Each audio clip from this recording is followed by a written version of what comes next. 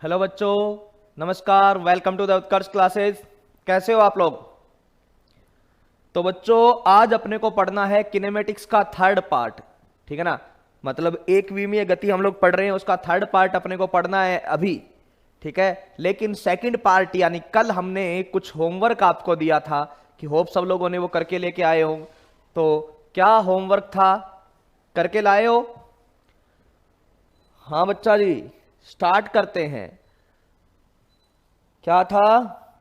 ये क्वेश्चन था, ये आपका होमवर्क है कि if x is equal to T cube minus 2t metre.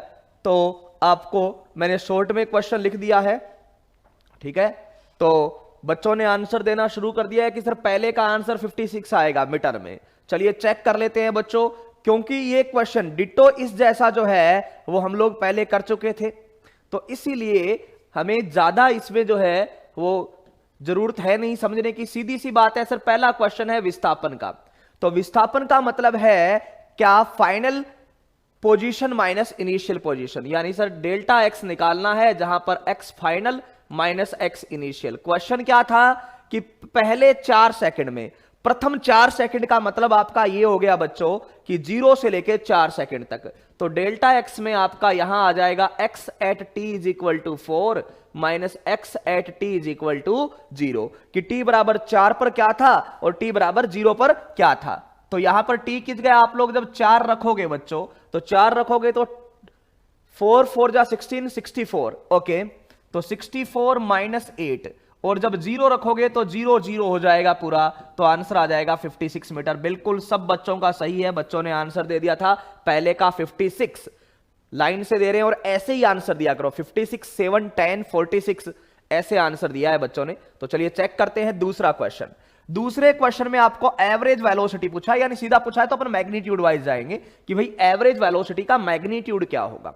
तो एवरेज जो वेलोसिटी है बच्चों, उसके मैग्नीट्यूड की बात करें तो कहां से कहां तक पूछा है सर? 0 से लेके 3 तक। तो हम क्या कर देंगे, x एट टी बराबर 3 माइनस एक्स एट टी बराबर 0। ये तो क्या आ गया? विस्थापन डिवाइडेड बाई समय। आपको मैंने बताया है एवरेज वेलोसिटी होती है तो विस्थापन बटा में समय करेंगे, और एवरेज चाल होती है, औसत चाल होती है, तो हम क्या करेंगे कि सर वहां पर क्या जाएगा? दूरी बटा में समय। तो यहां पे करेंगे t बराबर 0 डालेंगे तो क्या आएगा सर? जब t बराबर 0 डालेंगे तो 3 तिया 9 9 तिया 27, 27 माइनस 6, तो t बराबर 3 में तो आ गया 27 माइनस 6, और 0 डालेंगे तो 0 हो गया बटा में 3।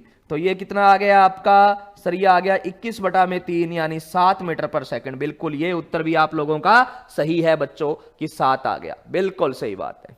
ओके, अब जाते हैं तीसरे की ओर। सर तीसरे क्वेश्चन में इंस्टेंटेनियस पूछा है, सीधे v का मतलब तात्क्षणिक। कौन सा? तात्क्षणिक वेग पूछा है आपसे, कहां पर? 2 और 4 सेकंड पर। तो तात्क्षणिक निकालने के लिए बच्चों हमें क्या करना पड़ेगा सर? इसका डिफरेंशिएशन dx बाई dt। ठीक है, तो इसका डिफरेंशिएशन करोगे, टी क्यूब का डिफरेंशिएशन हो जाएगा 3t स्क्वायर माइनस 2t का हो जाएगा 2। ये आपका डिफरेंशिएशन हो जाएगा, क्या आ जाएगा? 3t square minus 2। इसका 3t स्क्वायर और इसका 2 हो गया। ओके बच्चों, अब यहां पर बात करते हैं कि किस जगह पर पूछा है। तो t बराबर 2 पर पूछा है।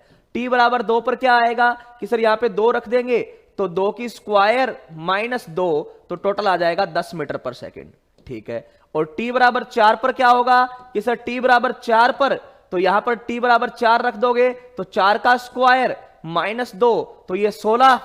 ठीक है, 16 में से 3 गए, 16 48 माइनस 2 यानी 46 मीटर पर सेकंड। बिल्कुल ये आंसर आपके आ रहे हैं 10 और 46, 10 और 46, बिल्कुल सही बात है। ये होमवर्क था तो इसलिए दोबारा नहीं बताई जाएगी, ये ध्यान रख लेना भाई, एक बार में ही होगा, क्योंकि होमवर्क के क्वेश्चन को इसलिए दिया जाता है कि आप उस पर ओवरनाइट थिंकिंग करो।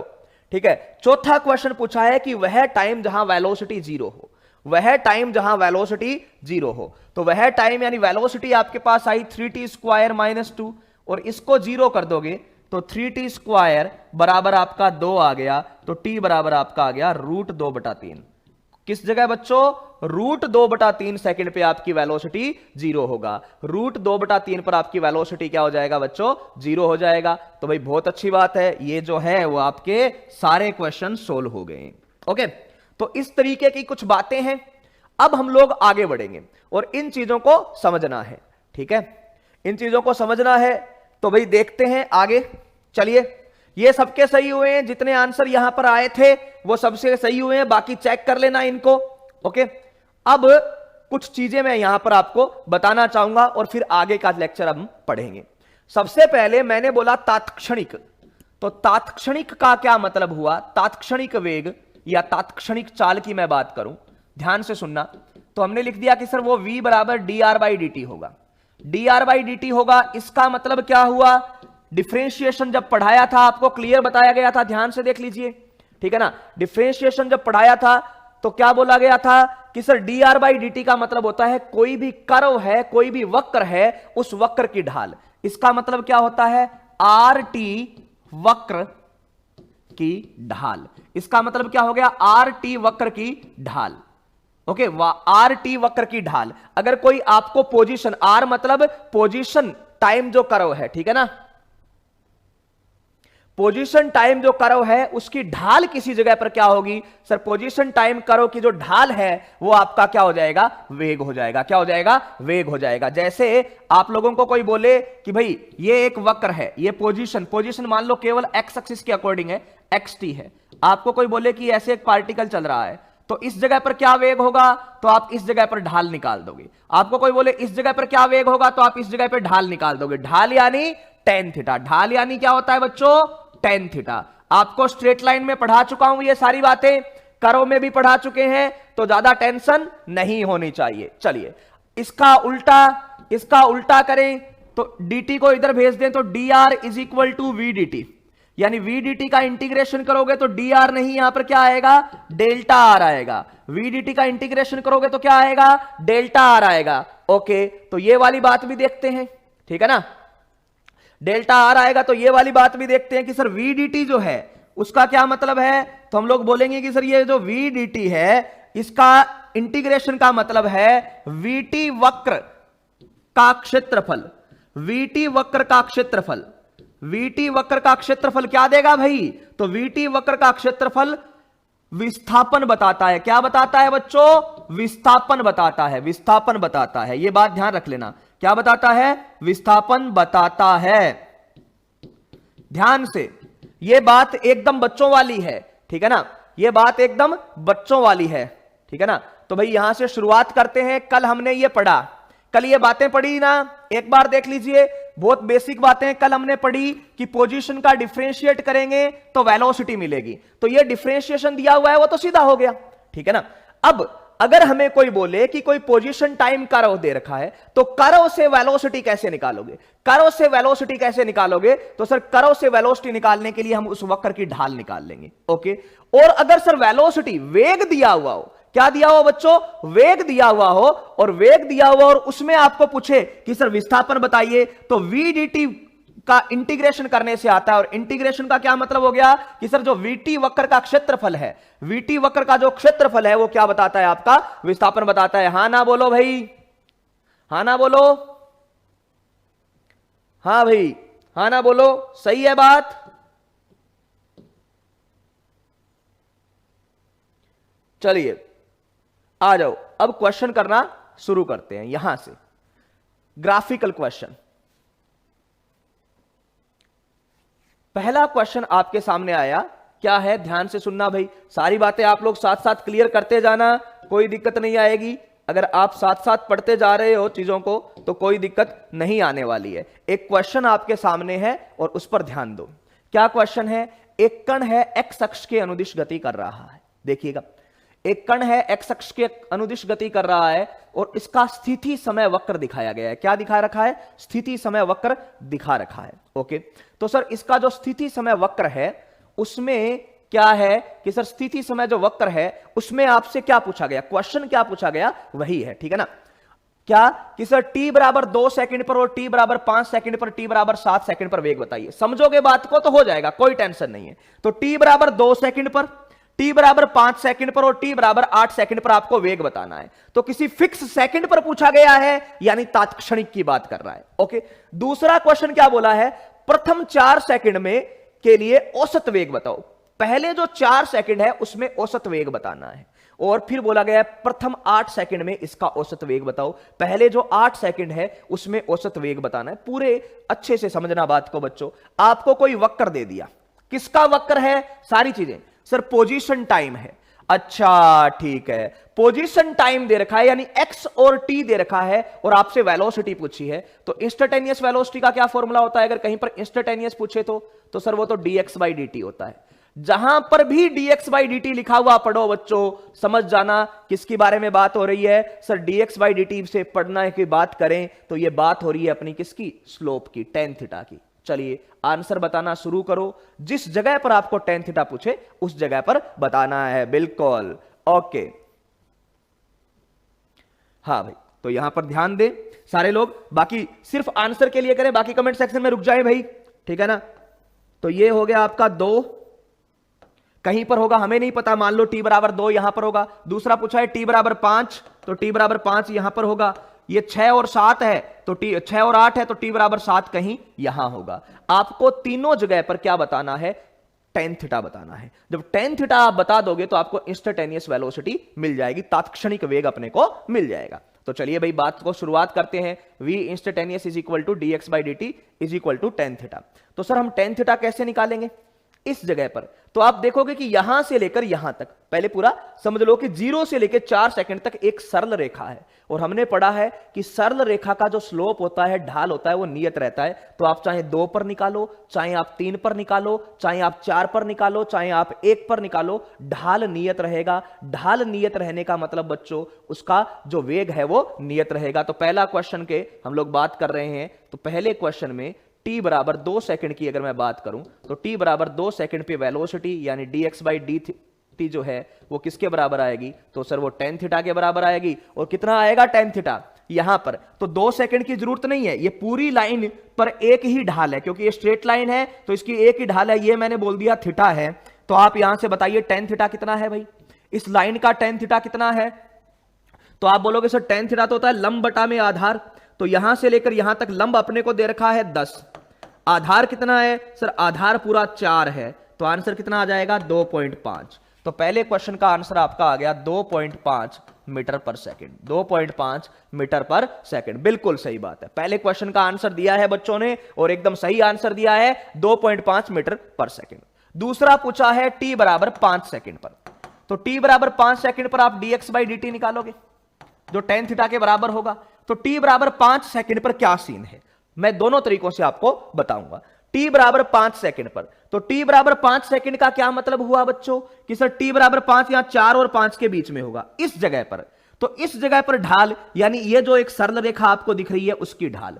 सरल रेखा की ढाल कैसे निकालते हो बच्चों? तो सर हम ढाल निकालते हैं वो रेखा x अक्ष के साथ कितना कोण बना रही है उसका टेन थीटा, और x अक्ष में भी कौन सी? धनात्मक x अक्ष।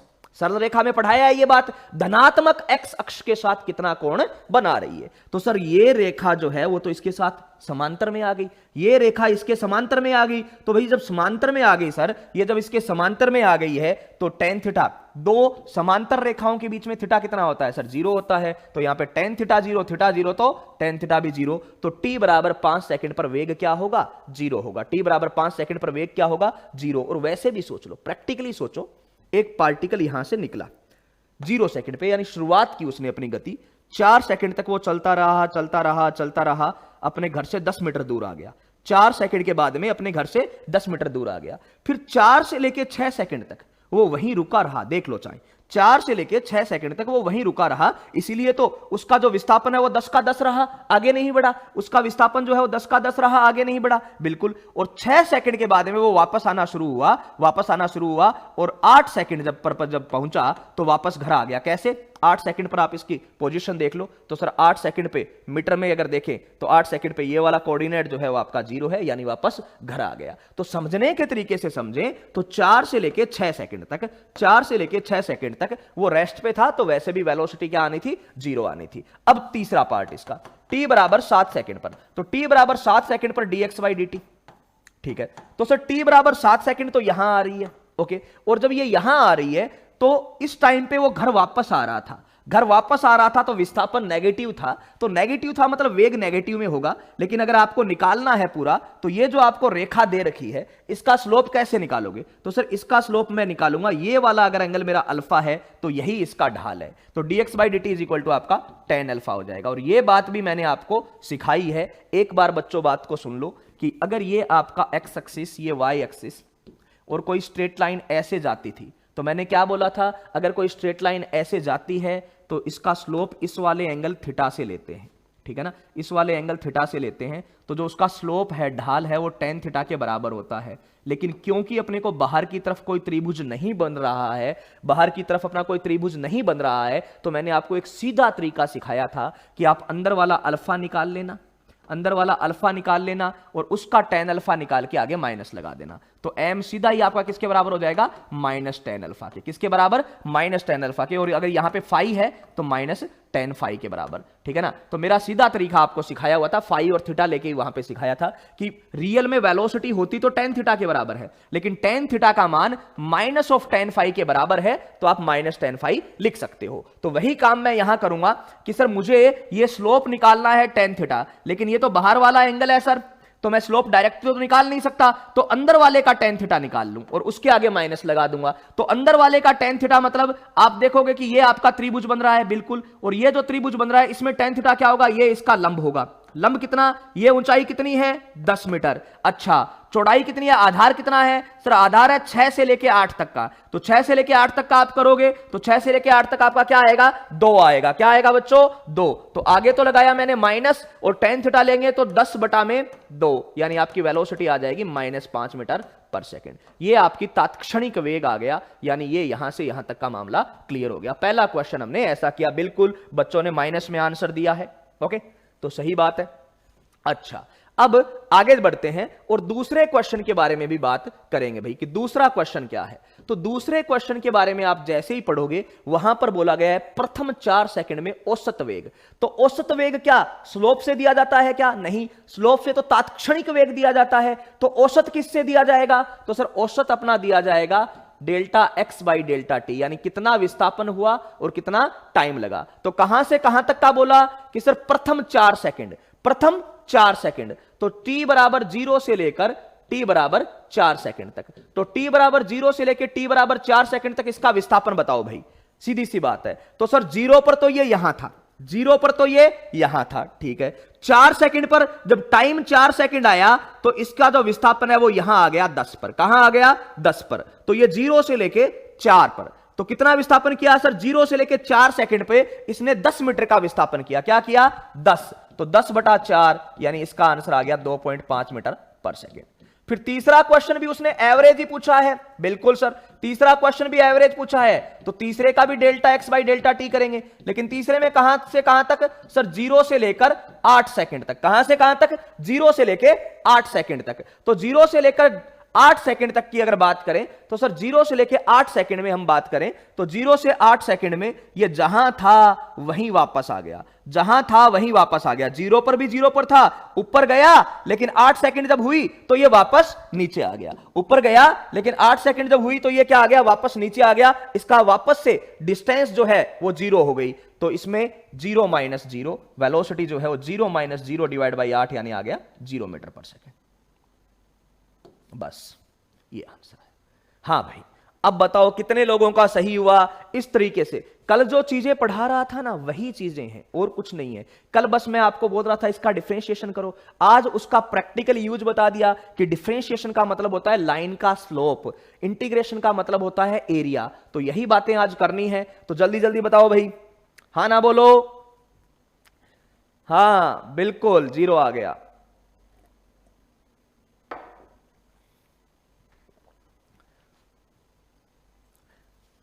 क्लियर होने चाहिए अब, है ना। ये बातें आपको एकदम बच्चों वाली लग जानी चाहिए कि भाई क्या है, सीधी सी कहानी है। अगर आपको कोई बोले कि तात्क्षणिक बतानी है तो तात्क्षणिक का मतलब होता है tan थीटा। tan थीटा का मतलब कोई भी वक्र दे रखा हो, कोई भी वक्र दे रखा हो उसमें ऐसे कर दो, ओके। तो भाई तात्क्षणिक दे रखा है तो तात्क्षणिक का मतलब होता है tan थीटा। tan थीटा का मतलब क्या होता है? कोई भी वक्र दे रखा हो, जिस जगह पर पूछा हो उस जगह पर आप स्लोप निकाल लो, जिस जगह पर पूछा हो उस जगह पर स्लोप निकाल लो। ठीक है ना। तो स्लोप निकालेंगे, यहां पर स्लोप निकालेंगे तो ऐसे लाइन खींचेंगे तो यहां का tan थीटा, यहां पर स्लोप निकालेंगे ऐसे लाइन खींचेंगे तो देखेंगे यार ये लाइन तो इसके साथ जीरो का एंगल बना रही है, तो tan 0 0 हो जाएगा। ठीक है, यहां पर स्लोप खींचेंगे तो यहां पर स्लोप खींचेंगे तो ऐसा, और ये ट्रिक डायरेक्ट ध्यान में रखना भाई, जब आपके ऐसा स्लोप आ जाए ना, ऐसे वाला, आपको ये बाहर वाला एंगल चाहिए, तो आप क्या करोगे, अंदर वाला tan थीटा निकाल लो और उसके आगे माइनस लगा दो, बस सीधा सा तरीका है, अंदर वाला tan थीटा निकाल लो और उसके आगे माइनस लगा दो। तो सीधी सी कहानी है कि सर ये tan अल्फा मेरा आया, मेरे को वेग तो ये वाला ही है, लेकिन सर यहां पर तो कोई त्रिभुज वगैरह है नहीं, कहां से निकालूं, तो क्या करेंगे कि सर सीधी सी कहानी है, ये ऐसे करोगे, यहां से अगर अपने को निकालना है तो आप ये अंदर वाला सीधा याद रखो कि अंदर वाला tan थीटा निकाल लो सर, तो अंदर वाला tan थीटा क्या आएगा कि सर ये लंब है आपका 10, आधार है आपका 2, तो 10/2 और उसके आगे माइनस लगा दो, तो 10/2 आगे क्या लगा देना बच्चों, माइनस लगा देंगे, 10/2 और आगे क्या लगा देंगे, माइनस लगा देंगे भाई बच्चों। तो ये वाली चीजें हैं और कुछ भी नहीं है। एक बार फिर से देख लेना, एक और क्वेश्चन भी आपका ऐसा ही होगा, एक बार देख लेना ये, ठीक है।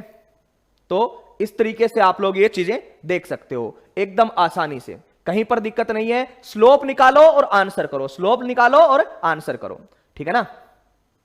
तो आप लोग ये थीटा तो निकाल नहीं सकते, क्यों, क्योंकि सर निकालेंगे कैसे, अपने को तो पता ही नहीं है ये अल्फा का मान क्या है, तो सर अल्फा का मान क्या है, तो क्या करेंगे, अल्फा का मान पता नहीं है तो अंदर वाला निकाल लो। ओके, अब जिसको थोड़ा थोड़ा दिक्कत आ रही है, तो जो थोड़ा थोड़ा दिक्कत आ रही है वो क्या करेंगे, इसको खुद कॉपी पेन लेके सोल्व करोगे, इसको कॉपी पेन लेके सोल्व करोगे तो चीजें और क्लियर होगी भाई, ठीक है ना। सिंपल लाइन का एंगल उतना ही होता है बच्चों, सरल रेखा का एंगल उतना ही होता है, या तो वो कोण दिया हुआ रहेगा या ऐसे एक त्रिभुज बन जाएगा, तो त्रिभुज बन जाएगा तो सीधा निकाल लेंगे अपन, ये लंब हो जाएगा और ये क्या हो जाएगा, आधार हो जाएगा। दूसरा क्वेश्चन आपसे क्या पूछा, औसत वेग, क्या पूछा, औसत वेग। तो भाई औसत वेग की बात करेंगे तो औसत वेग का मतलब होता है विस्थापन बटा में क्या होता है बच्चों, विस्थापन बटा में समय। तो विस्थापन निकालने के लिए क्या करेंगे, ये है, ये विस्थापन वाली लाइन है, ये लाइन कौन सी है, विस्थापन वाली, ऐसे देखें तो टाइम जब 0 था तो विस्थापन 0, और टाइम जब 4 हो गया, टाइम जब 4 हो गया तो विस्थापन वाला कोऑर्डिनेट कितना आ रहा है सर 10,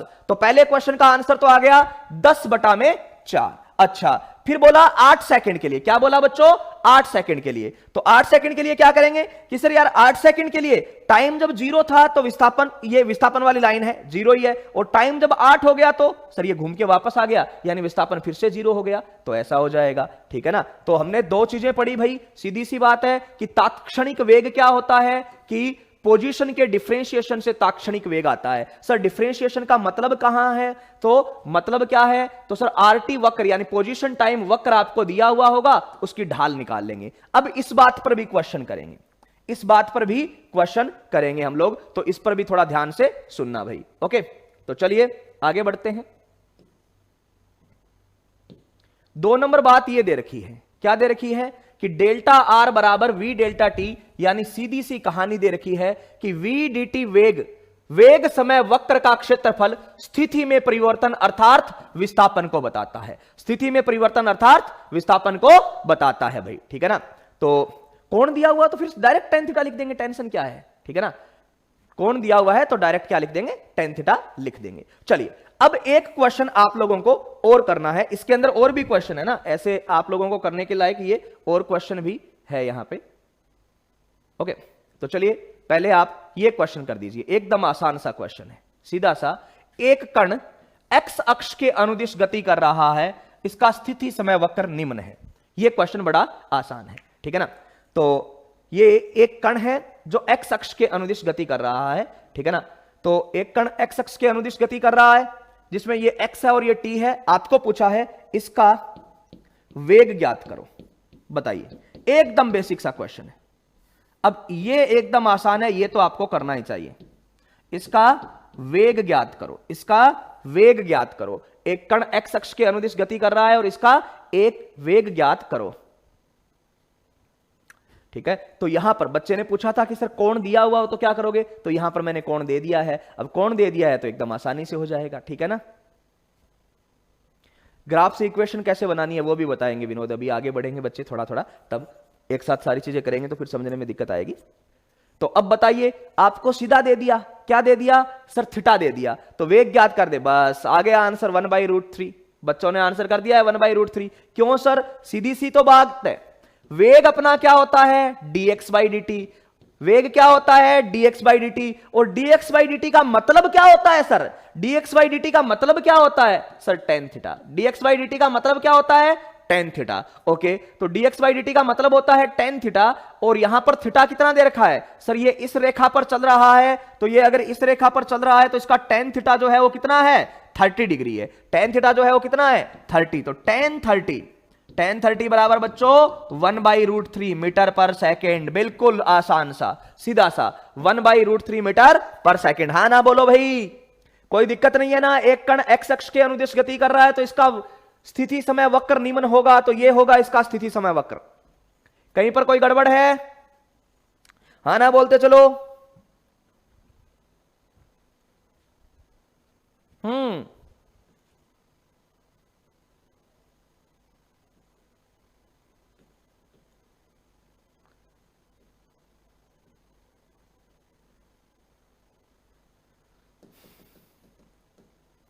बताइए भाई, एक्स अक्ष के अनुदिश गति कर रहा है तो इसका स्थिति समय वक्र क्या होगा?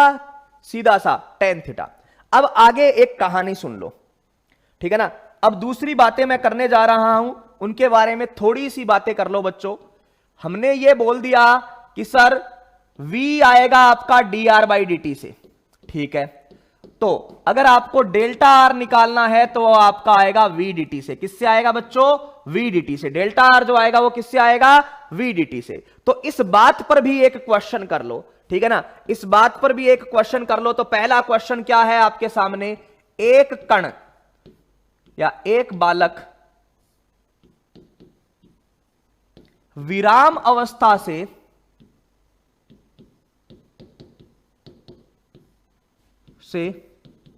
चलकर एक्स अक्ष के अनुदिश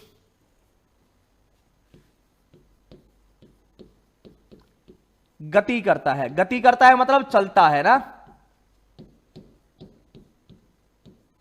जहां इसका वेग v बराबर 2t-1 मीटर पर सेकंड है। तो प्रथम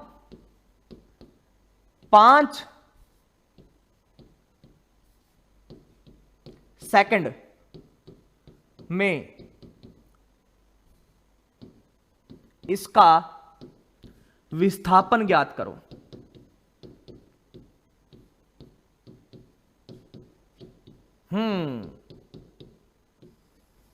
चलिए आ जाइए बच्चों। हाँ,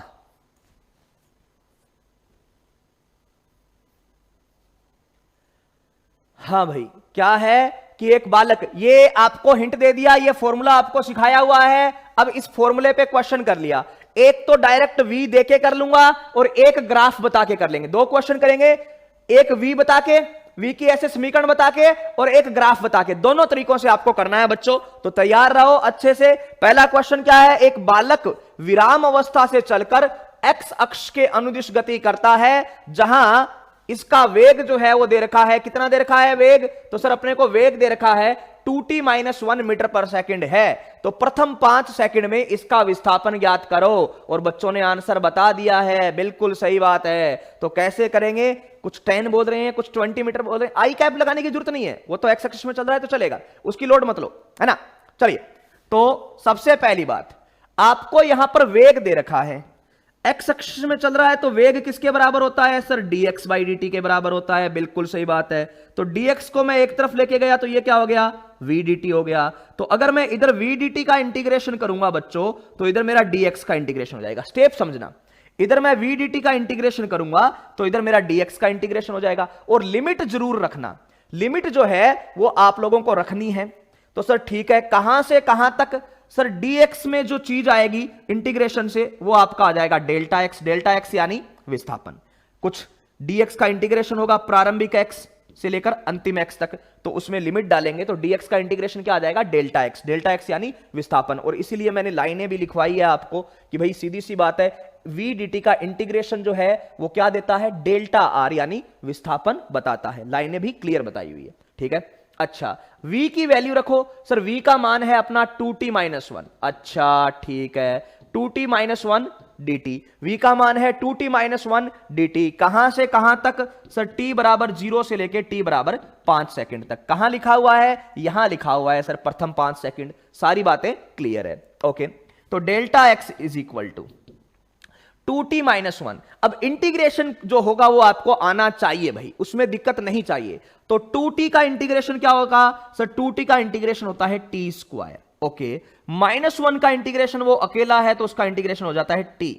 लिमिट कहां से कहां तक, 0 से लेकर 5 तक, 0 से लेकर 5 तक। तो भाई 0 रखेंगे तो 0 ही आना है, तो 5 रख दें, तो 5 रख देंगे तो ये क्या होगा, 5 का स्क्वायर माइनस 5। बिल्कुल सही बात बच्चों, जिनका आंसर 20 मीटर आ रहा था वो आंसर सही है। तो आपको एग्जाम में ये जो क्वेश्चन आएंगे ये बहुत चंपू क्वेश्चन माने जाते हैं, बहुत इजी क्वेश्चन माने जाते हैं, इसलिए आपको डायरेक्ट इस स्टेप से स्टार्ट करना है। हमेशा ये नहीं लिखना, ये तो आपको पता चल गई एक बार, तो आपको सीधा इस स्टेप पे आना है कि अच्छा विस्थापन निकालना है ना, तो वेलोसिटी का टाइम के साथ इंटीग्रेशन कर देंगे सीधा, कि विस्थापन निकालना है तो वेलोसिटी का टाइम के साथ इंटीग्रेशन हम लोग कर देंगे। तो ठीक है भाई, delta x is equal to 2t minus 1 dt, 0 से लेकर 5 तक, ठीक है। तो 2t का इंटीग्रेशन किया क्या, 2t का इंटीग्रेशन किया क्या, t स्क्वायर, 1 का इंटीग्रेशन क्या हो गया, t हो गया। लिमिट रख दी, 0 रखने से तो सब 0 होगा सर, कोई फर्क नहीं पड़ेगा, तो पहले 5 रख देते हैं। क्या लिख देते हैं, 5 रख देते हैं, ओके। तो 5 रख देते हैं, तो 5 का स्क्वायर माइनस 5 यानी 20 मीटर। हाँ ना बोलो भाई, क्लियर है, बिल्कुल। और r का मतलब होता है जब तीनों डायरेक्शन में चल रहे हैं तो r को पोजीशन वेक्टर से लिखते हैं, लेकिन जब केवल x एक्सिस पे चल रहे हैं तो r और x क्या हो जाते हैं बच्चों, बराबर हो जाते हैं। तो इस टाइप का एक क्वेश्चन और दे रहा हूं मैं, इसी टाइप का एक क्वेश्चन जो है बच्चों मैं और दे रहा हूं, ठीक है ना, ओके। तो उसके बाद में आपको आगे बढ़ना है। तो कोई भी कांस्टेंट भाई, 1 का इंटीग्रेशन नहीं है ये, dt का, 1 को जब dt से मल्टीप्लाई किया तो अकेला dt रहा, और अकेले dt का इंटीग्रेशन क्या होता है, t होता है। तो ठीक है ना, जब कोई कांस्टेंट है वो तो बाहर आ जाता है, तो बचा कौन सर, बचा कौन, तो बचा ये dt। तो dt का इंटीग्रेशन क्या हो जाएगा आपका, t हो जाएगा, ओके। ओके बच्चों, चलिए आगे। और आपको ऐसे थोड़ा बहुत दिक्कत आए तो आप ऐसे समझ लीजिएगा कि सर मैं जब इसको वापस करूंगा तो क्या आएगा। एक क्वेश्चन और है अपने पास, ऐसा ही बहुत बेसिक सा, लेकिन थोड़ा सा मैं चेंज करूंगा, तो आप लोगों को करना है। एक बालक प्रारंभ में x बराबर 3 मीटर पर है, यहां से v बराबर 5t के या 4t के साथ गति प्रारंभ करके x अक्ष पर चलता है।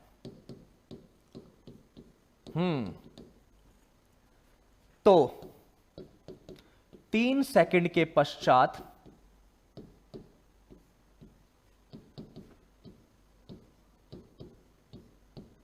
इसकी स्थिति बताओ।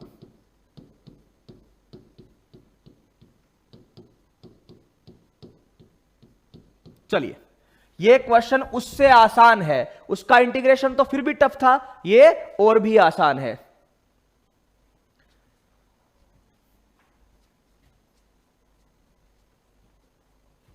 ठीक है ना, उसका इंटीग्रेशन तो फिर भी टफ था, ये और भी आसान है भाई बच्चों।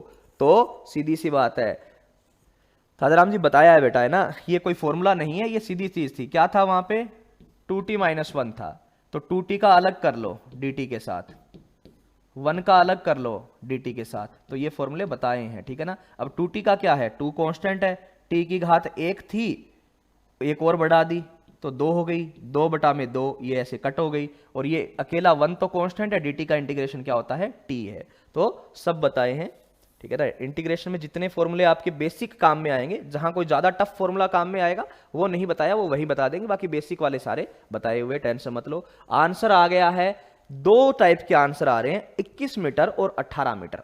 चलिए, तो मुझे पहले केवल विस्थापन निकालना है। पहले हम क्या निकालेंगे? विस्थापन निकालेंगे। पहले हम लोग क्या करेंगे? विस्थापन तो निकाल लो।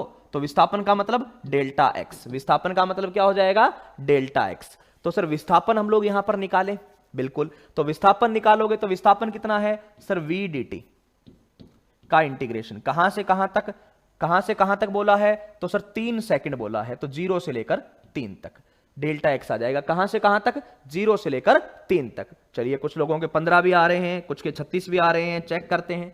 तो वी डी टी, वी कितना है सर? वी है आपका 40, उसको गुणा कर दिया dt से। कहां से कहां तक? 0 से लेकर 3 तक। 40 dt कहां से कहां तक? 0 से लेकर 4 तक, 0 से लेकर 3 तक। तो 4 तो एक कांस्टेंट है भाई, 4 तो एक कांस्टेंट है। t का इंटीग्रेशन क्या होगा? तो सर t का इंटीग्रेशन जो है वो मेरा कुछ नहीं, एक सीधी सी चीज है, t की घात 1 बढ़ जाएगी। t की घात जो है वो 1 बढ़ जाएगी, तो बढ़ा दो तो t स्क्वायर बाई 2 हो जाएगा। इसका इंटीग्रेशन क्या हो जाएगा? t square by 2। कहां से कहां तक? 0 से लेके 3 तक। तो चलिए इस बार तो इंटीग्रेशन भी बताया, थोड़ा समझना ध्यान से। 2 से ये कट हो गया 4, तो बच गया आपका 2, तो इंटीग्रेशन आ गया 2 और ये t की स्क्वायर 0 से लेकर 3 तक। तो आपका जो विस्थापन है वो क्या आया? 2 t की स्क्वायर, तो ऊपर लिमिट 3 रखेंगे तो 9 और 0 रखेंगे तो 0, तो आपका टोटल विस्थापन आपका आ गया 18 मीटर। क्या आ गया? 18 मीटर। विस्थापन आपका 18 मीटर आया है। अब आपको यह चेक करना है कि स्थिति, आपसे क्या पूछा है? स्थिति कब? 3 सेकंड के बाद में। 3 सेकंड के बाद में मतलब अंतिम वाली स्थिति, 3 सेकंड के बाद में यानी अंतिम वाली स्थिति। और विस्थापन क्या होता है बच्चों? सर विस्थापन होता है अंतिम स्थिति माइनस प्रारंभिक स्थिति, बराबर आपका कितना आया है? 18 मीटर। अच्छा, प्रारंभिक स्थिति क्या है सर? ये दे रखी है कितनी? 3 मीटर। प्रारंभिक स्थिति क्या है सर? ये 3 मीटर दे रखी है।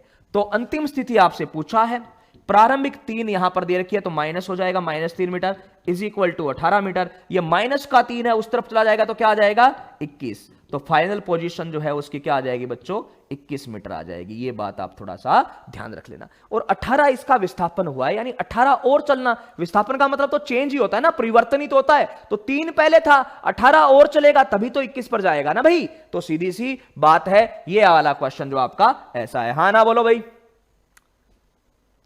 पूछ लो किसी को कोई दिक्कत है तो।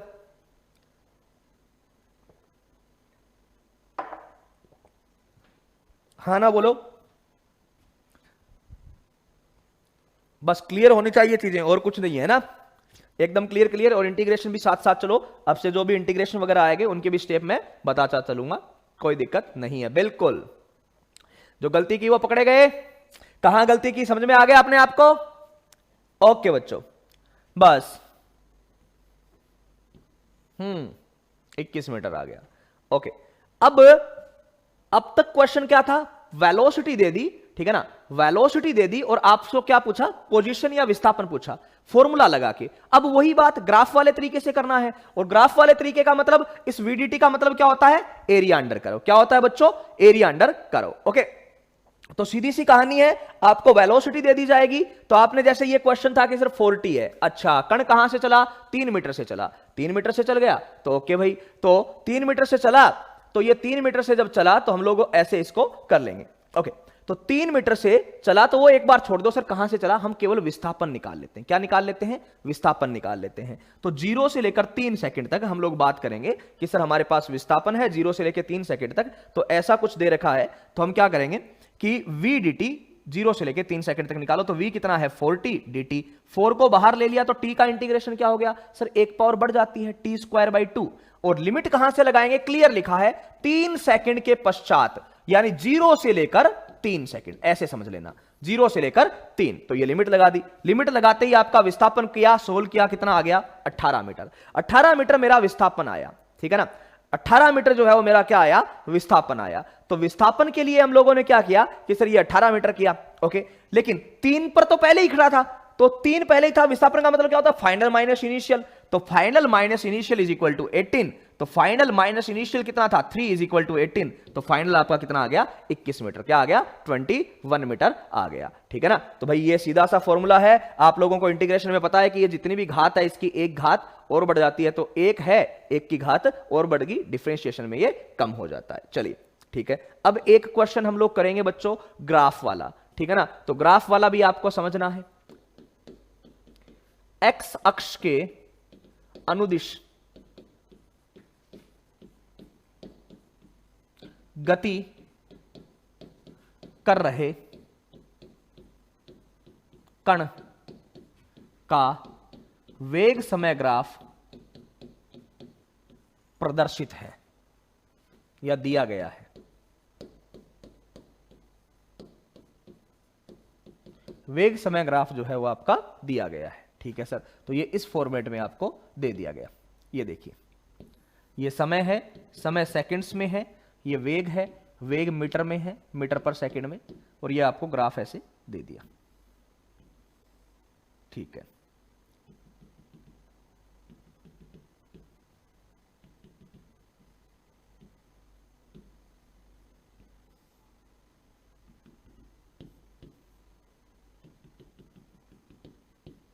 ग्राफ को समझना सबसे इंपॉर्टेंट बात है। ठीक है ना, ग्राफ को जो समझना है वो सबसे इंपॉर्टेंट बात है कि सर यहां से एक कण चला और यहां से एक कण चला, तो पहले शुरुआत में उसका वेग 0 था, फिर धीरे धीरे वेग बढ़ रहा है। कहां से? ये वेग है सर और ये समय है, तो हम देख पा रहे हैं कि वेग ऐसे ऊपर जाने में बढ़ता जा रहा है। 4 सेकंड पर जाके वेग 10 मीटर प्रति सेकंड हो गया। ठीक है, फिर 4 से लेकर 6 सेकंड तक वेग नियत रहा, फिर ये कम होता गया सर, कम होता गया, और ये 10 से 10 पर ही गया, तो आपको ये कोऑर्डिनेट लिखने की जरूरत भी नहीं है, और कोई लिखे तो पता चल जाएगा 7 है। ठीक है ना, तो आपसे क्या क्वेश्चन पूछे गए हैं, आप लोगों को आंसर करना है। तो पहला क्वेश्चन जो है वो आपका है t बराबर 0 से लेकर t बराबर 0 से t बराबर 6 सेकंड तक विस्थापन। पहला क्वेश्चन तो ये है। ओके, दूसरा t बराबर 0 से t बराबर 8 सेकंड तक विस्थापन व दूरी। यहां पर विस्थापन का मतलब विस्थापन का परिमाण है ना, विस्थापन व दूरी। चलिए बच्चों, क्या आंसर करोगे आप लोग, थोड़ा सा बता दीजिए, क्या आंसर करोगे बता दीजिए। ओके, तो हम लोग क्या करेंगे कि सर ये जो है वो निश्चित है, तो हम लोग इसका समाकलन करेंगे। ठीक है ना, क्या हमें क्या करना है, समाकलन दिया है। ठीक है ना, तो चलिए, समाकलन का क्या मतलब होता है सर? समाकलन का मतलब होता है एरिया अंडर करो, तो इसमें एरिया निकालना है, वो डिस्प्लेसमेंट मिल जाएगा आपको, विस्थापन मिल जाएगा। तो बताइए भाई क्या आंसर करोगे 0 से लेके 6 सेकंड तक? आपको बातें समझाई हुई है, सीधी सी बात है, तो आपको करना है। हाँ सर, बिल्कुल सही है। ठीक है ना, बिल्कुल सही बात है सर। निश्चित समय दिया हुआ हो तो अवकलन भी, अरे समय की बात अवकलन और समाकलन से नहीं है, ये चीजें बताई जा रही है ना। इतना क्या बात कर रहे हो कि वेग जो होता है उसका सूत्र है dr/dt, वेग का सूत्र है। इंस्टेंटेनियस वेलोसिटी कल पढ़ाई थी ना, तो उसका सूत्र है, और इस साइन का मतलब होता है अवकलन।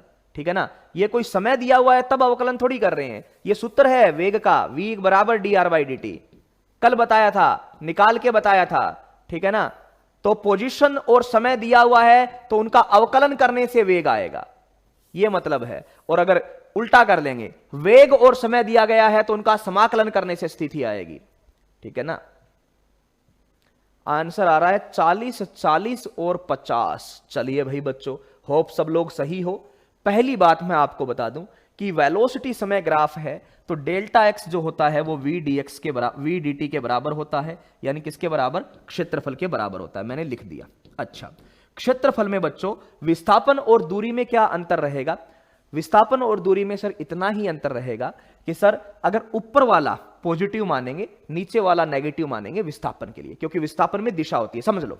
ऊपर वाला क्षेत्रफल पॉजिटिव मानेंगे, नीचे वाला नेगेटिव मानेंगे, किसके लिए? विस्थापन के लिए। और दूरी, तो दूरी तो कभी कम होती नहीं है। एक बार आप घर से निकल लिए तो दूरी तो कम होती नहीं है, तो दूरी तो क्या होती रहती है? जुड़ती रहती है। क्यों? क्योंकि उसमें दिशा नहीं होती। तो दूरी अगर पूछी जाए तो ऊपर हो नीचे हो हमें कोई फर्क नहीं पड़ता, हम क्या करेंगे? सीधा क्षेत्रफल को जोड़ेंगे। तो पहला क्वेश्चन आपसे पूछा है बच्चों, t बराबर 0 से लेकर कहां तक? t बराबर 0 से लेकर 6 सेकंड तक। तो 0 से लेकर 6 सेकंड तक अगर आपसे कोई विस्थापन पूछे तो सर 0 यहां है, 6 यहां है।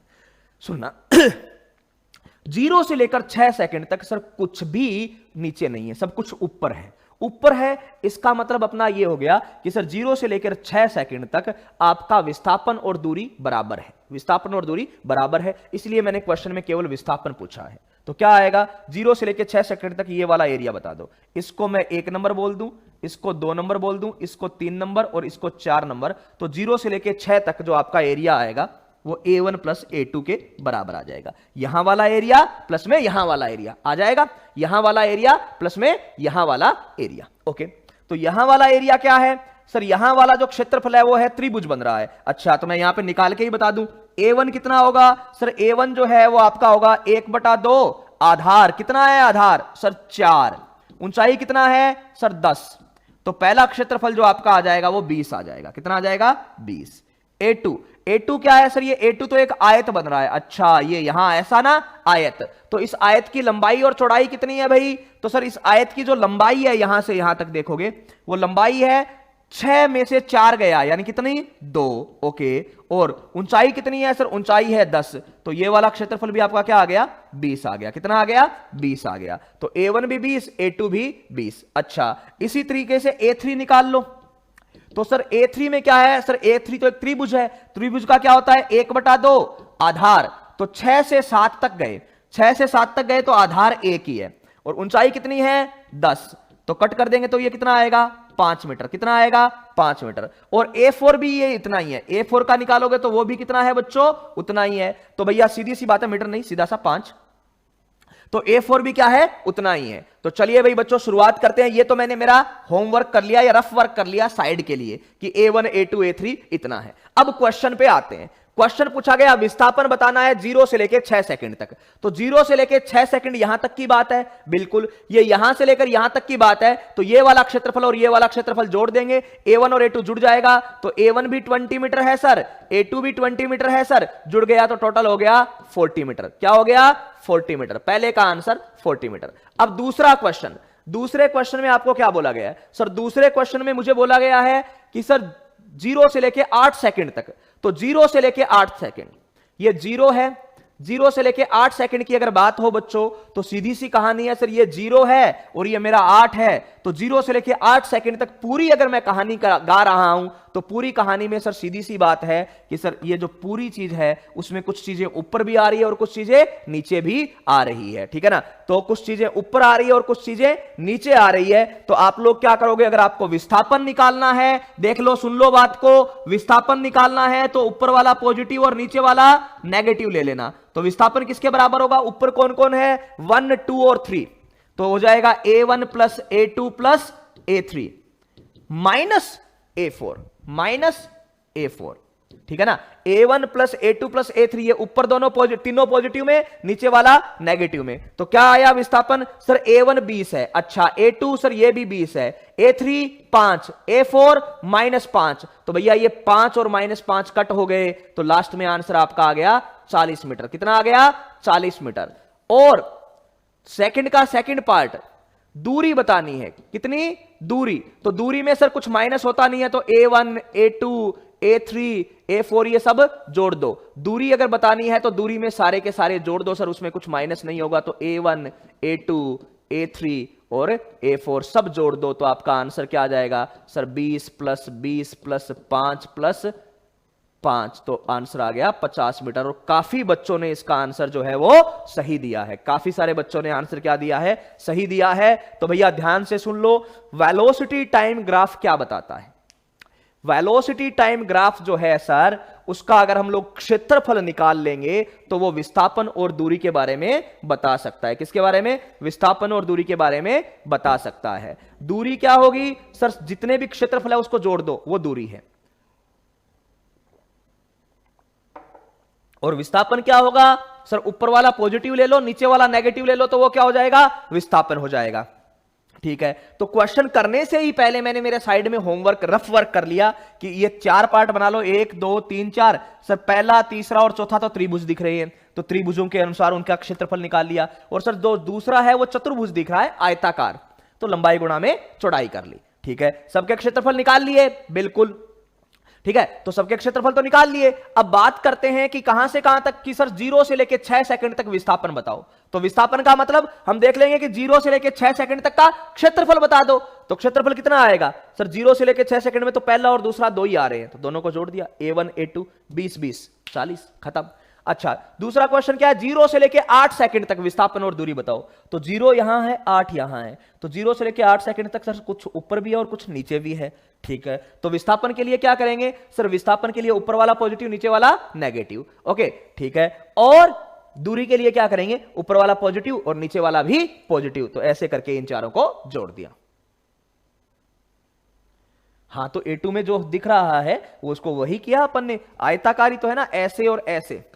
ठीक है, ये जो दूरी है वो कितनी है 2, ये जो दूरी है वो 10, तो बस कर दिया 20। दूसरे का क्षेत्रफल कितना कर दिया 20, सीधा सा कर दिया। ओके, कहानी क्लियर। आप चाहो तो पहले दूसरे तीसरे का एक साथ में निकाल सकते हो ना, क्योंकि आपको समलंब चतुर्भुज का क्षेत्रफल याद है, तो ऐसे भी कर सकते हो। बोलो भाई, कर लोगे ऐसा क्वेश्चन? ओल्डन है ना, कर लोगे ना? चलिए एक और करना है ऐसा ही, ये क्वेश्चन करो, आ जाओ आ जाओ। एक कण x अक्ष के अनुदिश गति कर रहा है, एक कण x अक्ष के अनुदिश गति कर रहा है जिसका वेग समय वक्र निम्न है, और यह दिया गया है t बराबर 0 पर x बराबर 0 है। यह लिमिट भी आपको दिए होना बहुत जरूरी है, बिना लिमिट के क्वेश्चन नहीं होता है। तो कण का विस्थापन ज्ञात कीजिए। क्या करना है, कण का विस्थापन ज्ञात कीजिए। ठीक है ना,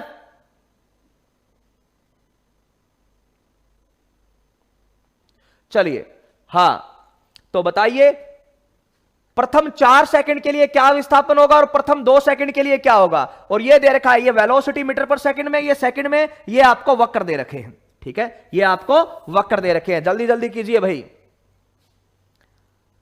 सर A3 और A4 का बराबर कैसे है, तो आप बता दो अलग अलग कैसे है, या करके देख लो बच्चों। मैंने ऐसे A3 का सोल्व करवा दिया और A4 का बराबर लिख दिया ना, तो उसमें यह डाउट आ गया कि ये बराबर कैसे। इतना नहीं किया कि एक बार सोल्व कर लेते हैं, क्या पता बराबर आ रहे होंगे। अरे सब दिख रहे हैं, एक जैसे त्रिभुज है, दोनों ऊंचाई और लंबाई बराबर है, तो बराबर ही आएगा। पेन कॉपी लेके सोल्व किया करो। हाँ भाई, आंसर बता दिया 24 मीटर 8 मीटर, एक ने बताया 16 मीटर 8 मीटर। तो चलिए चेक करते हैं, इस बार कुछ नीचे आया क्या? नहीं सर, ऊपर ही है, जो भी है वो सब कुछ ऊपर है, तो इसलिए विस्थापन पूछ लिया मैंने, दूरी पूछा ही नहीं, सीधा सा पूछ लिया विस्थापन। तो सीधी सी बात है, पहला क्वेश्चन पहले 4 सेकंड के लिए, तो पहले 4 सेकंड के लिए क्या विस्थापन होगा भैया? कि सर पहले 4 सेकंड की बात कर रहे हो, कहां से कहां तक? 0 से लेकर 4 तक, t बराबर 0 से लेकर 4 सेकंड तक, t बराबर 0 से लेकर 4 सेकंड तक, तो क्या विस्थापन आएगा 0 से लेकर 4? तो सर ये एक नंबर 1 है और ये 2 है, दोनों का निकाल लो। तो सर A1 कितना आएगा? A1 तो सर त्रिभुज दिख रहा है, त्रिभुज दिख रहा है, तो 1/2, आधार है 2, ऊंचाई है 8, तो उत्तर आ जाएगा आपका 8। अच्छा, दूसरे का A2, सर A2 एक चतुर्भुज दिख रहा है, ठीक है, जिसकी ये चौड़ाई कितनी है सर? 4 में से 2 गया 2, ऊंचाई कितनी है? 8, यानी 16। कितना? 16। तो त्रिभुज निकाल लिया A1 और A2, बिल्कुल ठीक है सर। तो पहले 4 सेकंड के लिए, तो 0 से लेकर 4 सेकंड पूरा जाना चाह रहे हो ना, 0 से लेकर 4 सेकंड तक पूरा जाना चाह रहे हो, बिल्कुल। तो 0 से लेकर 4 सेकंड तक पूरा जाना चाह रहे हो, तो सर जब पूरा आप कैलकुलेट करोगे 0 से लेकर 4 सेकंड तक, तो हमारे पास सीधा सा हिसाब किताब बनेगा, A1 प्लस A2 दोनों जोड़ दूंगा मैं।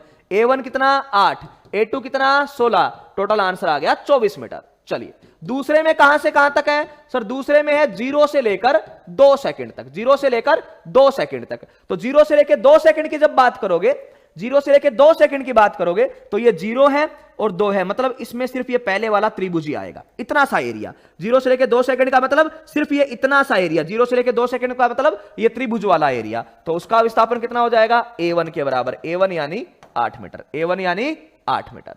बिल्कुल सब लोगों ने आंसर दिया है, कुछ एक का गड़बड़ हो गया, बाकी सबका सही है। क्या आंसर आएगा? 24 और 8। क्यों? क्योंकि A1 और A2 को जब जोड़ोगे तो आपका 24 हो रहा है, केवल A1 का बताओगे तो आपका 8 हो रहा है भाई, है ना?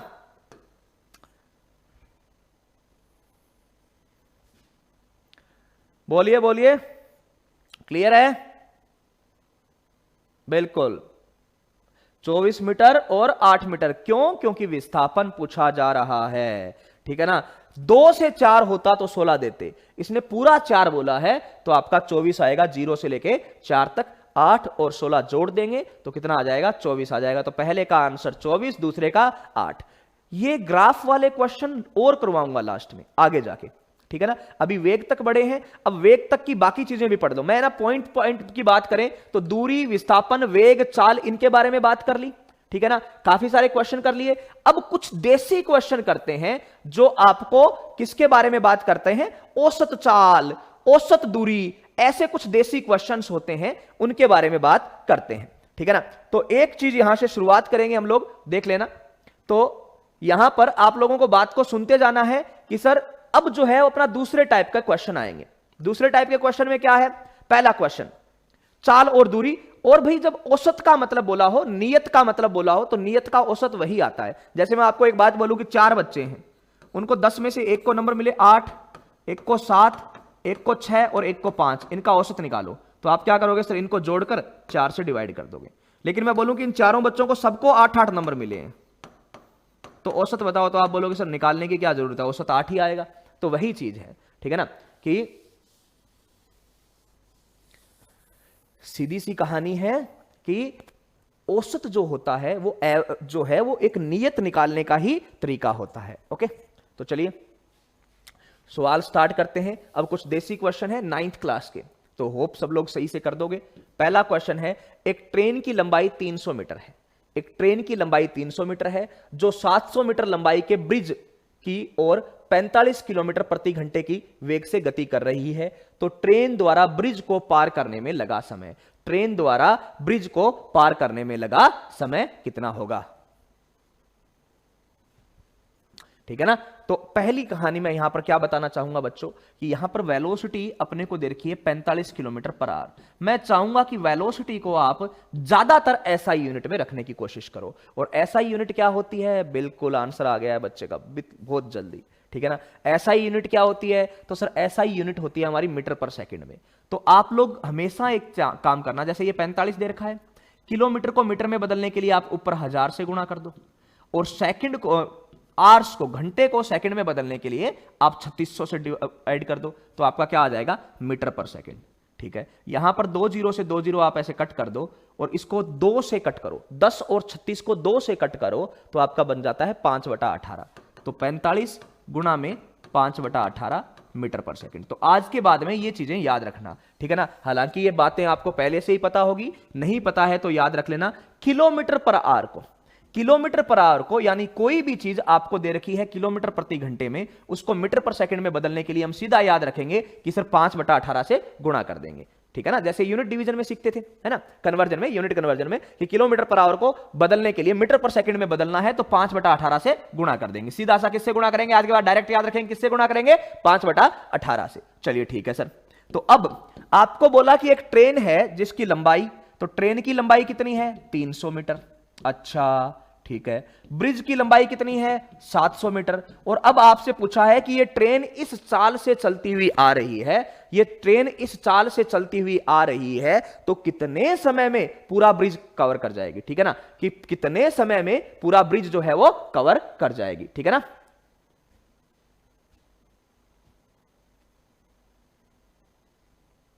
चलिए, तो आंसर दे दिया है बच्चों ने, 80 सेकंड 80 सेकंड 80 सेकंड। तो सबसे पहला कॉन्सेप्ट तो ये है कि जब आपको ब्रिज को ट्रेन कवर करेगी तो उसकी लंबाई और ब्रिज की लंबाई दोनों जोड़ना है। क्यों? क्योंकि समय बराबर, आप लोग जानते हो समय का फॉर्मूला तो आप बचपन से पढ़ते आए हो, दूरी बटा में चाल हो जाएगा। समय का फॉर्मूला तो आपका क्या हो जाएगा? दूरी बटा में चाल। लेकिन दूरी में क्या करेंगे? ट्रेन की दूरी और ब्रिज की दूरी दोनों जुड़ेगी। ट्रेन की दूरी और ब्रिज की दूरी दोनों क्या होगी बच्चों? जुड़ेगी। क्यों? मान लो ये ब्रिज है और ये ट्रेन आ रही है इसके सामने से, तो ये जब ट्रेन गुजरेगी, यहां से ऐसे गुजरेगी और किसी टाइम पे ट्रेन यहां आ गई, तो इसको पूरा निकलने में यानी एकदम पीछे वाला यात्री भी आगे जब निकल जाएगा, यहां पर हो आएगा, ऐसा कुछ सीन होगा। तो भाई सीधी सी बात है सर, ये ट्रेन आगे आते आते ऐसे आ रही है, तो ये वाला कब अपने आप को पूरा क्रॉस किया हुआ मानेगा? तो सर जब वो ब्रिज के इंटर किया वहां से लेकर जब पूरी ट्रेन बाहर निकल जाएगी तब वो अपने आप को पूरा क्रॉस किया हुआ मानेगा। तो उसमें ये वाली दूरी L2 और खुद की दूरी L1 जुड़ेगी। तो आज के बाद में ये बात भी ध्यान रखना कि जब ऐसे क्रॉस करने वाले एग्जांपल आते हैं कि दो बस एक दूसरे को क्रॉस करती है, दो ट्रेन एक दूसरे को क्रॉस करती है, तो कुल दूरी में दोनों की लंबाइयां जुड़ जाएगी। ठीक है सर, तो कुल दूरी में दोनों की लंबाइयां जुड़ जाएगी। तो एक 300 मीटर हुआ और एक 700 मीटर हुआ। बटा में वेग कितना हुआ? सर वेग को भी मीटर पर सेकंड में लिख दिया, 300 मीटर और 700 मीटर यानी ये मीटर, और वेग को भी मीटर पर सेकंड में लिख दिया। कितना? 45 गुणा में 5/18, कितना? मीटर पर सेकंड। ऐसा करने से फायदा क्या हुआ बच्चों? इकाई बड़ी इंपॉर्टेंट है अपने फिजिक्स में, तो मीटर से मीटर कट हो जाएगा, ये 1/सेकंड बचा वो ऊपर चला जाएगा, तो टाइम का आंसर सेकंड में आ जाएगा। चलिए ये कितना हो गया सर? ये हो गया 300 और 700 1000। 300 और 700 कितना हो गया? 1000। ये 18 भाग में है, ये ऊपर चला गया, तो सर ये 18। ठीक है ना? नीचे क्या बचा? 45 और 5, किसमें? सेकंड में। तो क्वेश्चन भी बड़े आसान हो जाते हैं। इसको 2 से कट करेंगे तो ये यहां पर 9 से कट करेंगे तो ये यहां पर 2 बचा और ये यहां पर क्या बचा? 5, क्योंकि 9 5 45। तो ये कितने हो गए सर? 25,000 में कितनी बार जाएगा? 40 बार। 40 को 2 से गुणा करेंगे कितना आएगा? 80 सेकंड। तो बच्चों का आंसर तो बहुत पहले आ गया था, कितना आंसर आएगा? 80 सेकंड। तो इस क्वेश्चन में क्या क्या बेसिक बातें आपको सीखने को मिली जो आपको लाइफ टाइम याद रखनी है। कैलकुलेशन तो चलो कोई बात नहीं, सबने कही है। बात नंबर 1 कि किलोमीटर पर आवर को मीटर पर सेकंड में बदलने के लिए हम सीधा गुणा किससे करेंगे? 5/18 से। किलोमीटर पर आवर को मीटर पर सेकंड में बदलने के लिए सीधा गुणा किससे करेंगे? 5/18 से। और दूसरी बात, दो ट्रेन, दो चीजें या कोई भी आपस में क्रॉस करते हैं तो क्रॉस करने के लिए जब हम कुल लंबाई लिखेंगे तो दोनों को जोड़कर लिखेंगे। कुल लंबाई लिखेंगे तो क्या करेंगे बच्चों? दोनों को जोड़कर लिखेंगे। ये अपना बेसिक कॉन्सेप्ट है। हाँ ना बोलो भाई, हाँ ना क्या बोला? सारे बच्चों का आंसर आ रहा है तो मतलब सही ही होंगे। ठीक है ना? हाँ ना बोलो, बात क्लियर है क्या?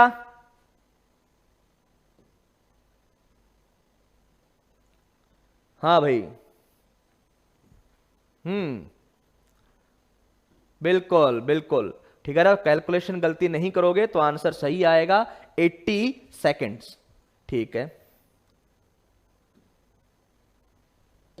अब आपसे कुछ क्वेश्चन ऐसे पूछे जाएंगे जो औसत निकालने के काम आते हैं। ठीक है ना? कि भाई औसत चाल बताओ, तो औसत का मतलब कि अगर वो नियत चाल से चला होता तो कितना टाइम लगता, इस टाइप के कुछ क्वेश्चंस आते हैं।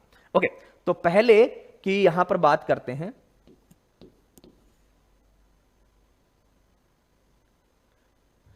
हाँ देखिए एक क्वेश्चन है छोटा सा साधारण सा। एक कण सरल रेखा में गति करते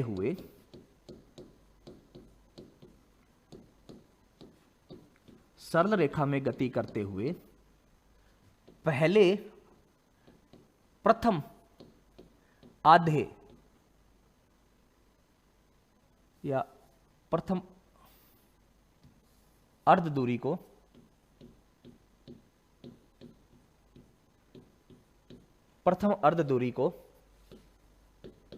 v1 तथा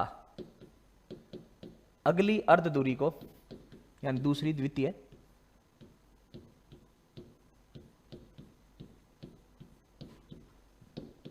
v2 चाल से चलता है तो उसका औसत चाल ज्ञात करो। और यहां पे सरल रेखा में चल रहा है और एक ही दिशा में चल रहा है, तो औसत चाल जो आपका आएगा बच्चों वो क्या होगा? बराबर होगा औसत वेग के परिमाण के। चलिए, तो इस टाइप का क्वेश्चन बच्चों को आंसर तो पता है। ठीक है ना? बच्चों को आंसर तो पूरा पता ही है। क्या बोला है? एक कण सरल रेखा में गति करते हुए प्रथम अर्ध दूरी को v1 में और अगली अर्ध दूरी को v2 चाल से चलता है। यानी एक कण सरल रेखा में चल रहा था, किसी गांव वगैरह जाना होगा उसको, तो शुरुआत की आधी जो दूरी थी उसको एक नियत वेग रखा v1 और बाद की जो आधी दूरी थी उसको नियत वेग रखा v2। तो आपसे पूछा है कि उसकी औसत चाल ज्ञात करो। तो क्वेश्चन बहुत सारे बनेंगे। ठीक है ना। लेकिन जो फंडामेंट्स है ना, वो अगर आप नहीं बदलोगे, मूलभूत चीज नहीं बदलोगे, तो आपका कोई भी कुछ नहीं कर सकता, एकदम आपका आंसर सही आएगा। तो औसत चाल का सूत्र क्या है, मुझे ये बता दो। तो सर औसत चाल का सूत्र मैंने एक ही सीखा है, औसत चाल का सूत्र और कुछ नहीं है, एक ही सीखा है, कुल दूरी बटा में समय। कुल दूरी बटा में समय, औसत चाल का सूत्र आपने सीखा है, कुल दूरी बटा में समय। बच्चों को आंसर डायरेक्ट याद है, तो कुछ बच्चों ने लिख भी दिया है, बाकी बच्चे समझ लीजिए कि हमेशा अपने को सूत्र यह ध्यान में रखना है, कुल दूरी बटा में समय। तो कुल दूरी कैसे निकालेंगे सर, एक कण चला ए से लेकर किसी शहर पर जाना है, तो ए से बी तक और बी से सी तक वो गया। सर शुरुआत की आधी दूरी, मान लो कि उस रास्ते की टोटल लंबाई 2x है, ये मैंने माना है, तो माना है, जिन चीजों को माना है फाइनल उत्तर में वो नहीं होनी चाहिए, ठीक है। तो शुरुआत में मान लिया मैंने कि उस रास्ते की टोटल दूरी 2x है, उसमें से पहली आधी यानी पहली ये दूरी x है और ये दूरी भी क्या है, x है। तो आपको बोला प्रथम जो आधी दूरी है यानी x जो है उसमें उसकी चाल v1 है और दूसरी आधी जो दूरी है उसमें उसकी चाल क्या है, v2 है। प्रथम आधी जो दूरी है उसमें उसकी चाल v1 है और दूसरी आधी दूरी जो है वो v2 है, ठीक है।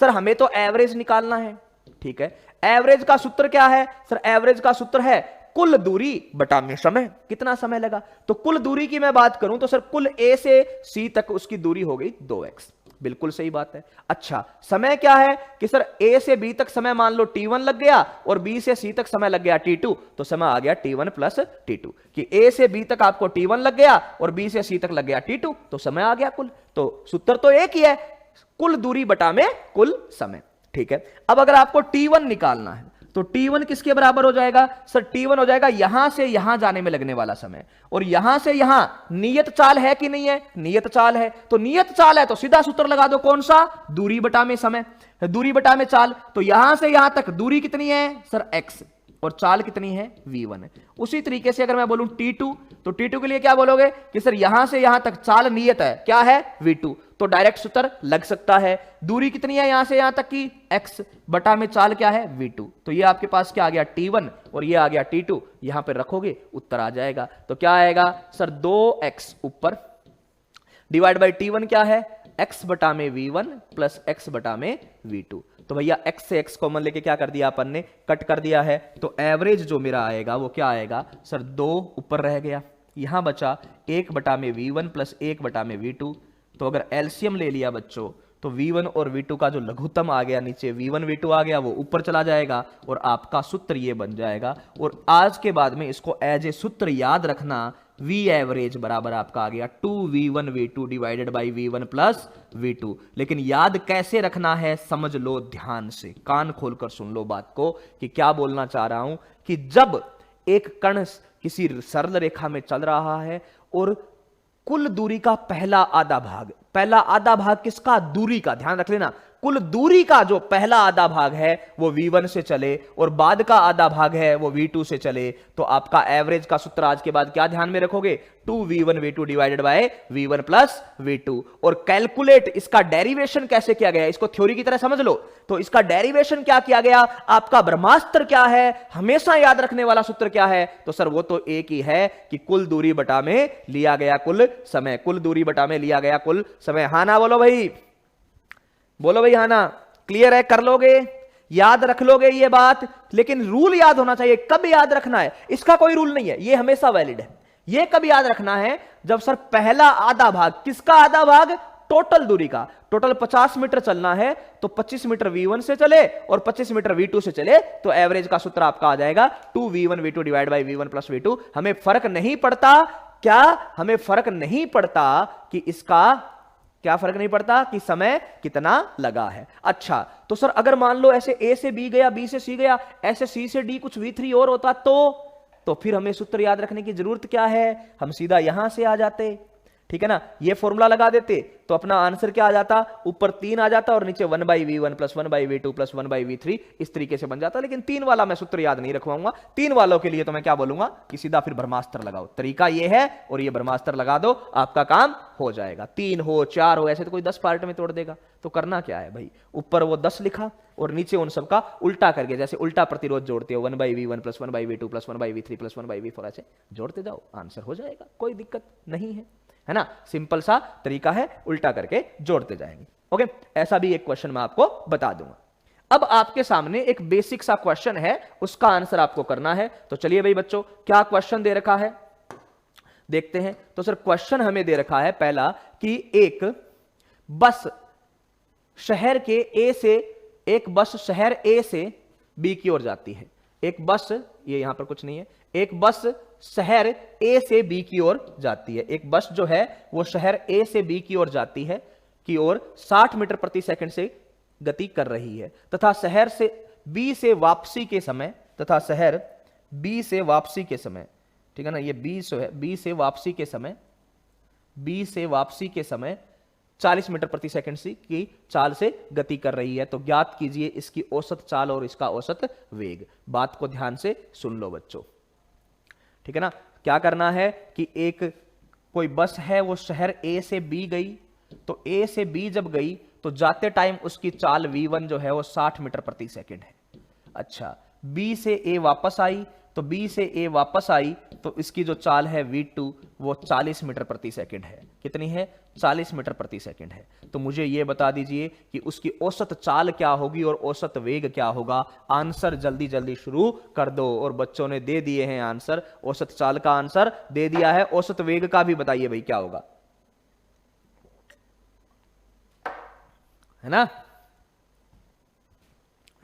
औसत चाल का आ गया, अब औसत वेग का भी बताइए कि क्या आंसर आएगा।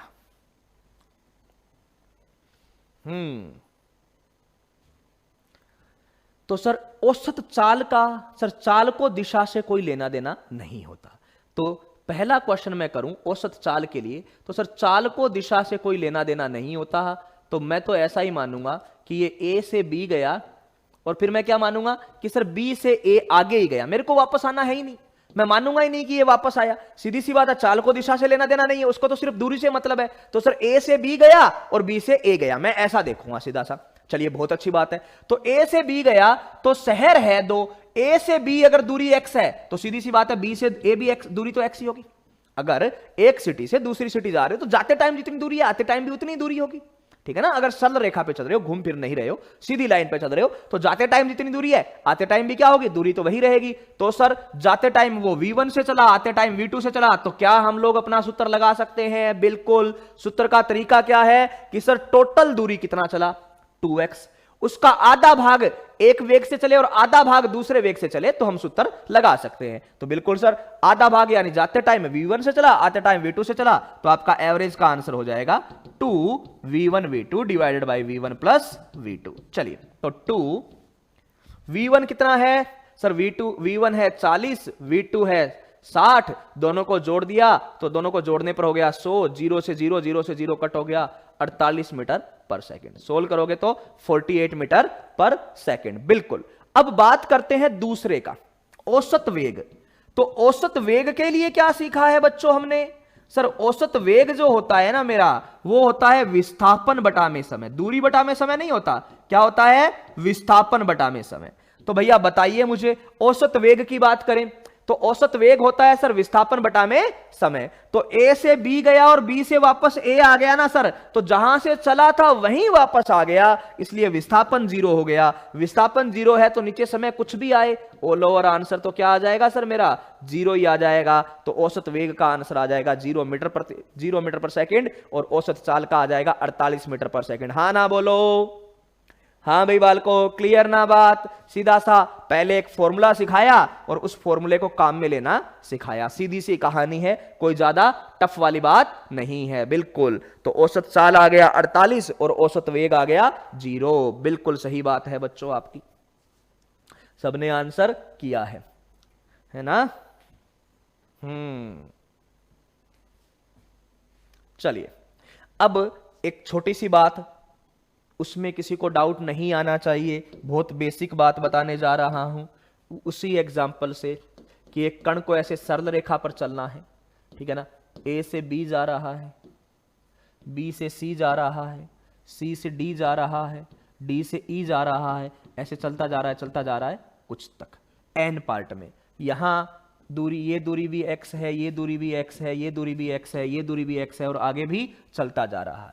यहां वेग v1 है, यहां v2 है, यहां v3 है, यहां पर v4 है, ऐसे चलता जा रहा है कहां तक, लास्ट में कोई पार्ट है जहां पर रुकेगा, वहां पर वेग क्या हो जाएगा, vn, क्या हो जाएगा, vn, यानी n भागों में उसने अपने रास्ते को तोड़ रखा है, n भागों में अपने रास्तों में तोड़ रखा है। तो आपसे कोई बोले कि औसत दूरी बताओ, औसत चाल बताओ, तो आप क्या करोगे, सबसे सिंपल तरीका एवरेज बताना है। बिल्कुल सर, कितने भागों में तोड़ रखा है उसने, अपने रास्ते को कितने भाग में तोड़ रखा है, सर n भाग में, कितने में, n में, क्यों, क्योंकि लास्ट का वेग vn हो गया, n भाग में तोड़ रखा है, बिल्कुल, तो जितने भाग में तोड़ रखा है वो ऊपर रख दो n, और बटा में क्या रख दो, सर बटा में रख दो 1 में v1 प्लस 1 में v2 प्लस 1 में v3, यानी जितने भी वेग हैं उन सबको बटा में रख दो, आपका आंसर आ जाएगा सीधा सा। तो n भागों में तोड़ रखा है।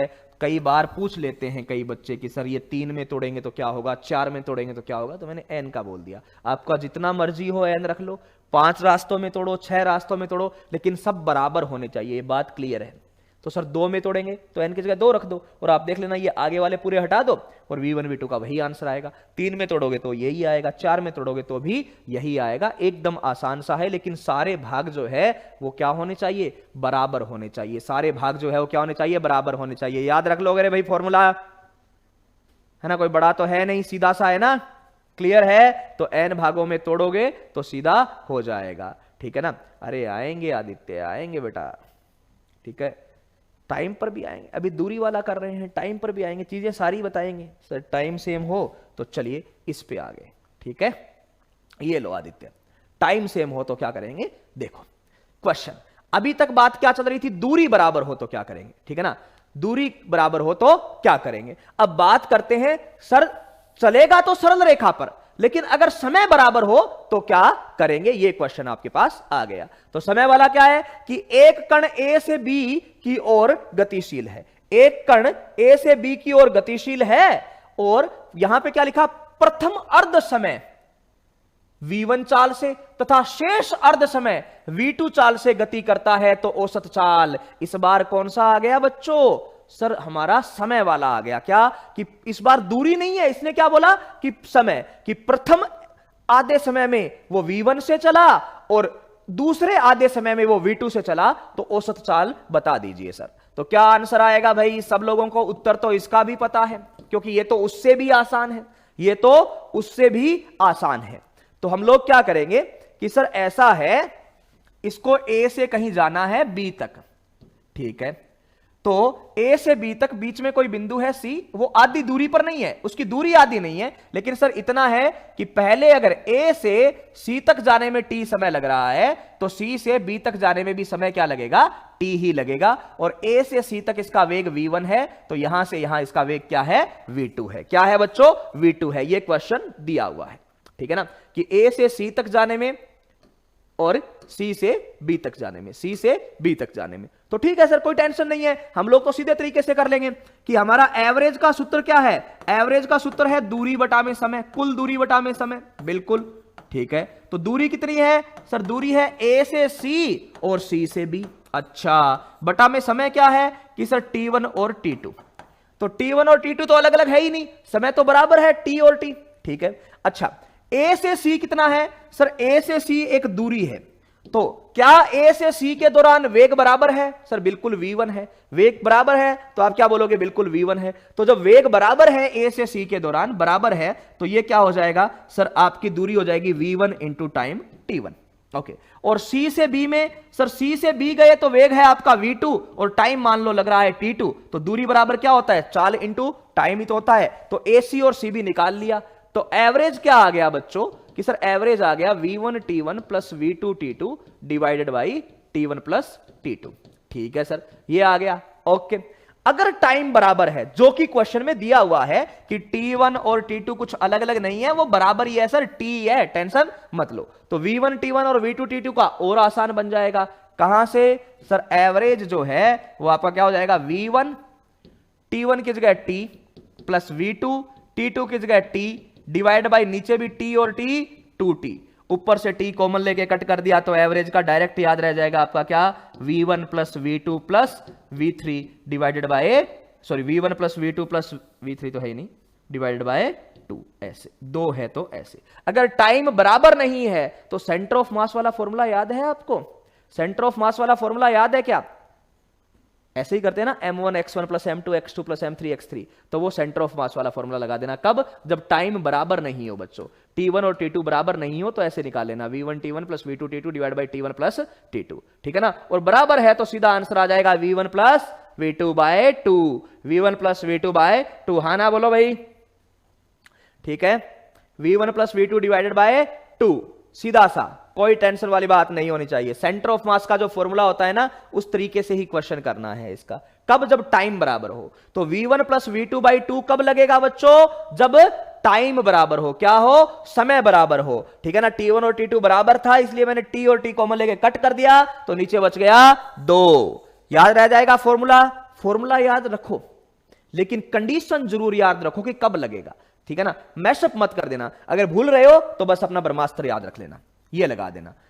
ये फॉर्मूलाज अगर आप रख रहे हो तो मैं बोल दूं ये एब्सोल्यूट फॉर्मूलाज नहीं है, ये तभी याद रखने हैं जब आप इनके पीछे के कारण याद रख लो कि ये कब अलाउड होते हैं, ठीक है ना। जैसे मैं आप लोगों को यहां पर भी एक चीज लिख के बता दूं कि अगर कोई ए से बी जा रहा है, ठीक है ना, समझ लो बात को, ये भी आप लोग लिख लेना कि मान लो कोई ए से बी जा रहा है, बी से सी जा रहा है, सी से डी जा रहा है, ऐसे चलता जा रहा है, ठीक है ना। इसमें टाइम लगा t1, इसमें लगा t2, इसमें लगा t3, ऐसे चलते चलते चलते चलते लास्ट में tn टाइम लगा। अच्छा, वेलोसिटी इसकी v1 थी, इसकी v2 थी, इसकी v3 थी, इसकी कुछ v4, ऐसे चलते चलते लास्ट में vn है। तो आपको कोई बोले एवरेज क्या होगा, तो सर एवरेज का सूत्र हम लोग याद रख लेंगे सीधा कि एवरेज जो होगा ना सर, सेंटर ऑफ मास की तरह याद रखेंगे। क्या? v1 t1 plus v2 t2 plus v3 t3, ठीक है ना, ऐसे चलता जाएगा, vn tn divided by t1 plus t2 plus t3, चलते चलते tn तक, सेंटर ऑफ मास वाले फॉर्मूले की तरह। और अगर सर इसमें अगर कंडीशन डाल दूं कि इफ t1 t2 t3 ये सब बराबर हो, tn तक ये सब क्या हो सर? बराबर हो। और बराबर किसके हो? t के। सब बराबर हो तो हम क्या कर देंगे? सीधा सा कर देंगे कि एवरेज में sir time time time time time common लेके कट कर दो, तो ऊपर तो बच जाएगा v1 प्लस v2 ऐसे vn तक, और बटा में क्या आ जाएगा आपका? n आ जाएगा सीधा। जैसे यहां पर दो ही चीजें थी तो हमने क्या लिख दिया? v1 प्लस v2 बटा में 2। अगर 3 होता तो क्या लिख देते? v1 प्लस v2 बटा में 3। 4 होता तो v1 plus v2 plus v3 plus v4 बटा में 4। इस तरीके से कर देते। हाँ ना बोलो भाई, ठीक है ना, बेसिक चीज है ना। चलिए, बहुत अच्छी बात है। अभी आगे बढ़ते हैं और आपको बताते हैं एक उसी चीज पर क्वेश्चन जो मैंने अभी बताया है। अलग अलग टाइम हो तो क्या करोगे? v1 t1 plus v2 t2, इस तरीके से अलग अलग टाइम हो तो क्या करोगे? इस पर एक क्वेश्चन आपके सामने है और यह क्वेश्चन आपको करना है। क्या बोला? एक कण सरल रेखा में गति कर रहा है। 10 सेकंड के लिए कण 10 मीटर प्रति सेकंड की चाल से चलता है, ओके।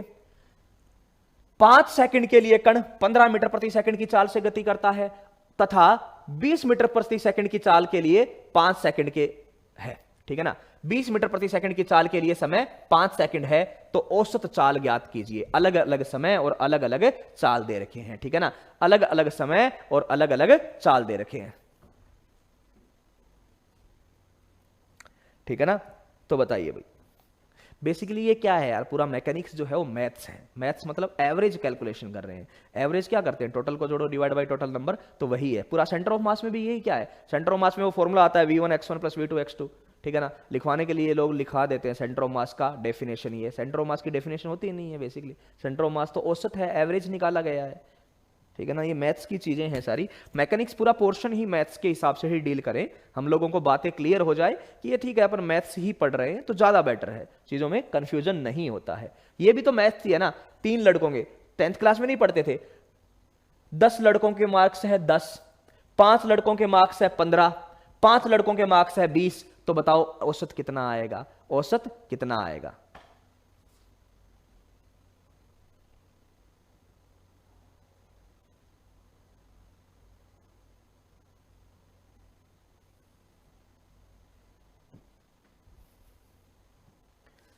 कितना आ गया 13.75 मीटर पर सेकंड। तो एवरेज के लिए आप लोग क्या लिखोगे, हमने अभी पढ़ा कि sir V1T1 plus V2T2 plus V3T3 बटा में V1 plus V2 plus V3, V1 plus V2 plus V3, तो sorry T1 plus T2 plus T3, क्या लिखोगे T1 plus T2 plus T3।